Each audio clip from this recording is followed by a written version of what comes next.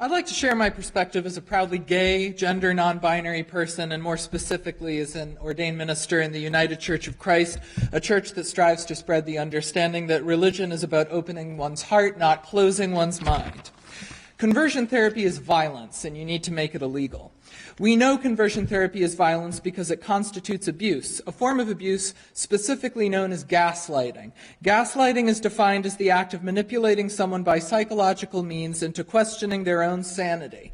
We know that conversion therapy is a form of gaslighting abuse because it forces LGBTQ children and youth to question their sanity simply for declaring their sexual or gender identity as they experience it. The bill rightly mentions contemporary science recognizes that being LGBTQ is part of the natural spectrum of human identity and not a disease. To tell a child they are diseased simply for being LGBTQ is therefore to lie to them and manipulate them into doubting their sanity, which constitutes abuse.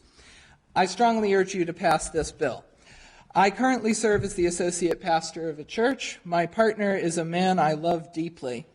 Our relationship is a gift from God. Sexuality is a gift from God. We have both been privileged and blessed to be able to grow into being what I would consider to be more or less healthy contributing members of society because we have been empowered and nurtured by families and faith communities that have affirmed and celebrated us for who God is making us to be.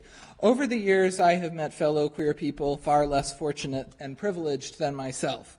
For those who survived conversion therapy and have not committed suicide, many go through years of trauma.